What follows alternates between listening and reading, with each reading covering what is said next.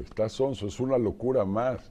Imagínate que él va a ir al Congreso, ya le dijo al Congreso americano que le autoricen el presupuesto, como quien dice, que le presten la lana para construir un muro inútil, un muro que es puro tiradero de dinero, un muro que no sirve para nada, y le dice al Congreso, no te preocupes, Congreso americano, yo te lo voy a reponer, México me lo va a pagar. Pues mira, Trump, toma.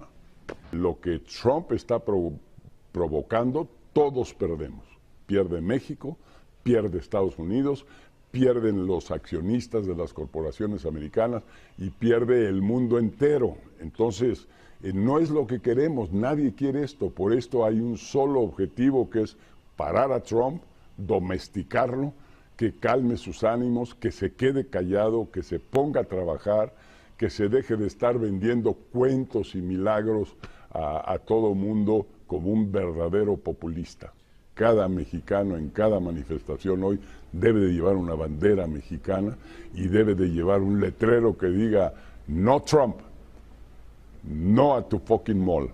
I'm joined by Gianno Caldwell, a Republican strategist with Caldwell Strategic Consulting and former director of African American Outreach for the DuPage County Republican Party, and Juan Williams, a Fox News political correspondent. Thanks to both of you for joining us. Gianno, let me start with you. Who canceled on whom here, you think? I think at this point, it really doesn't matter. I think we shouldn't be giving gravitas to what the Mexican president is continuing to say about this wall. Why? Because I, Gianno Caldwell, cannot go into Mexico and either overstay my visa or sneak in there. Why? Because there will be repercussions to that, because Mexico believes in law and order when it comes to their immigration system. Let's think of it this way when we're talking about the wall. If I have a house and people continue to break into my house and steal my valuables, all because I don't have a border, do I say, let me have some compassion for the robbers, or do I put up a fence? Well, let's think about America is the house.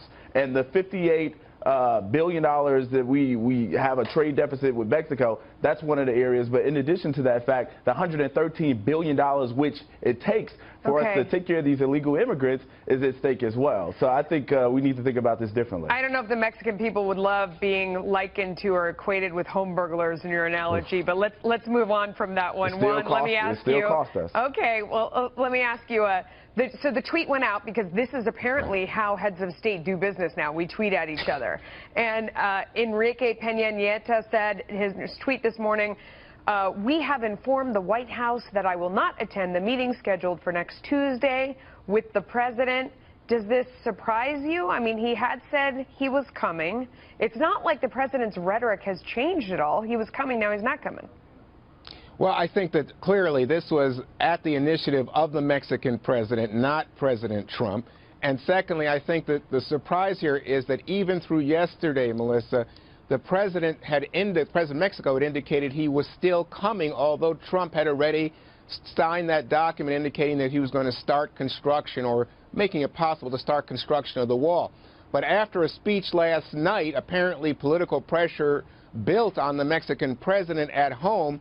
And you know he suffered a backlash when he previously, during the campaign, he met with President Trump. This time, I think the pressure really forced him to say, I'm out. And I think that what you saw from President Trump was simply an attempt to cover up the fact that we now have a diplomatic crisis with Mexico. Well, I don't know if it's a diplomatic crisis, Juan. I mean, you had me there, and then you just went to hyperbole. I think that's a little too much. It was bad. No, I think when the president cancels. Go ahead.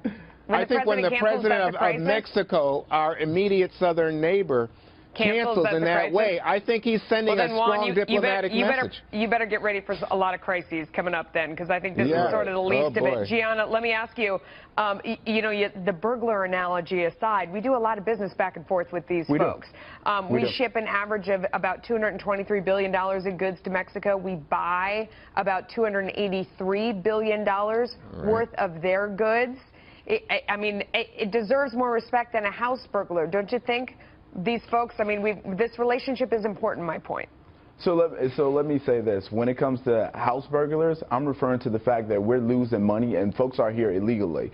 So that, I think, gives it the level of gravitas in which it deserves. Now, there's a $58 billion trade deficit when it comes to Mexico, and NAFTA absolutely has to be renegotiated. I would say to my friend and mentor, Ron Williams, I think it's an alternative fact to say that we're in a diplomatic crisis, because unless you're talking about we've been in a diplomatic crisis for decades now when it comes to NAFTA, because there needs to be some changes, because America has not been prioritized first in terms of the Americans who have been losing their jobs time and time again to Mexico. So there's some things that we have to really discuss, and we have to have an American first mentality, which is what I believe Mr. President Trump is doing. When I hear the back and forth between these two about who's paying for the wall, it makes me feel like I'm refereeing an argument between my two little sons, because really it's a matter of semantics and accounting. I mean, if Trump wants to make Mexico pay for the wall, he can account for it any way he likes. I mean, he can hold back aid. There's a lot of ways to do it that aren't that much trouble. There could be a border crossing tax. I mean, there could be a border adjustment tax when stuff comes in. There could be a remittance tax when you're sending money home. I mean, none of those things are very hard to do, and if he wants to make Mexico pay for it, they don't have to consent, Juan, is the only thing. Melissa, he's been saying no, but my point to you, Melissa, is that it's a waste of money.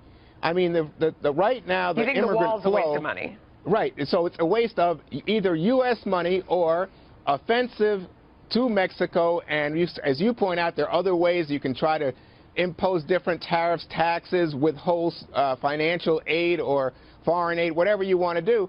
But the way the Mexicans are taking it is as an offense, you know, like the house analogy a moment ago. I think that they see this as unnecessary. But as for us as American taxpayers, why are we putting money into something when, in fact, there is no flow of immigrants radically coming over the border? And going back to NAFTA, when it comes to NAFTA, guess what? U.S. Juan, you're saying there is up. no flow of immigrants coming over the border from Mexico? Is that what you just said? Right now, in terms of net migration, we are at zero in terms of Mexico and coming across that southern border to the United States. I thought it was about 400,000. I believe that was in 2015, an estimate that were coming across that wall. I'm telling you what's the number right now is net zero. But, I mean, we have in the past had spikes. But what I'm saying is, in terms of what we're dealing with right now, this looks like a waste of money. You're going to have to show me those numbers later, because I think that we got to go. I think we, okay, but I want to say, Kate Steinle, Americans are, they're insulted by the fact that we got people coming over here illegally, and they're murdering our citizens. So instead of worrying about offending Mexico, I think they're we need to be worrying about our own citizens. Okay, guys, we think they're working the whole hard. problem, so let's move on. Thanks to both of you. We got it nailed. Thank you. As Donald Trump exited Air Force One to meet with members of his own Republican Party, he descended into another political firestorm of his own making. One day after issuing an order to build a wall on the U.S. southern border with Mexico, Trump tweeted if Mexico won't pay for it, the country's president should cancel an upcoming White House meeting. That's exactly what Mexico's president, Enrique Peña Nieto, did.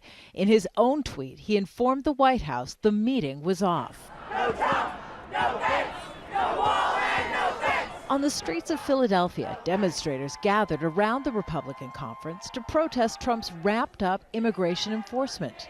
Everyone wants a chance at a greater life, and that's what America has represented for tons of cultures, tons of people. But Trump appeared unfazed by the controversy with a top trading partner, arguing Mexico had benefited at the expense of American workers and lost U.S. jobs. Unless Mexico is going to treat the United States fairly, with respect, such a meeting would be fruitless, and I want to go a different route. We have no choice. And on the flight back to Washington, Trump's spokesman said the president had decided to finance the wall by imposing a 20% tax on all U.S. imports from Mexico. But by doing it that way, we can do $10 billion a year and easily pay for the wall just through that mechanism alone. If you think about what a border tax on imports from countries like Mexico that we have a huge trade deficit does, that's really going to provide the funding. But working to unite his fractured Republican Party, the House Speaker had already announced Congress would cover the multi-billion-dollar border wall and downplayed the president's controversies. I think we're going to see unconventional activities like tweets and things like that, and I think that's just something that we're all going to have to get used to. It's a transition to an unconventional presidency for a Republican Party once known more for its blue blood, now shifting to a blue-collar style of governing. Kimberly Helkett, Al Jazeera, Philadelphia. It's the lowest point in relations between Mexico and the US for decades. México no pagará ningún muro. President Peña Nieto has cancelled a planned trip to visit Donald Trump over this. The Mexico-US border. There's already a fence across a third of it, but Trump wants a wall to cover it all. And he wants a 20% import tax on all Mexican goods to pay for it. That's provoked fury, especially in border towns like Mexicali, where people like Luis cross into the US every day. How is he going to build a wall and get us to pay? He should pay for it. This affects all Mexicans. We'll begin immediate construction of a border wall. Trump signing off on the wall while the Mexican foreign minister visited was the final straw. The outcry from the public and politicians left Peña Nieto with little choice but to get tougher. Lamento y repruebo. I regret and condemn the decision of the United States to continue construction of a wall that for years has divided us instead of uniting us. A couple of tweets later, first from Trump, then Peña Nieto, and the meeting was cancelled. But the standoff leaves the two countries in uncharted territory after decades of close ties. We've had moments of cooperation with security, tackling drugs, but this is something completely unheard of. Two presidents fighting over the internet, restricting diplomacy to Twitter. It's really worrying. The strangest thing about all of this is that migration has been decreasing for years, to the point where there are now more Mexicans coming back from the US than there are those heading to it, partly because of the fence that already exists between the two countries.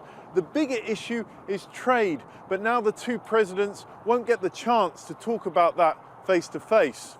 And Trump's plans to put a tax on Mexican imports, which would break the terms of a more than 20-year agreement, is only going to make it harder to start the dialogue again. John Holman, Al Jazeera, Mexicali.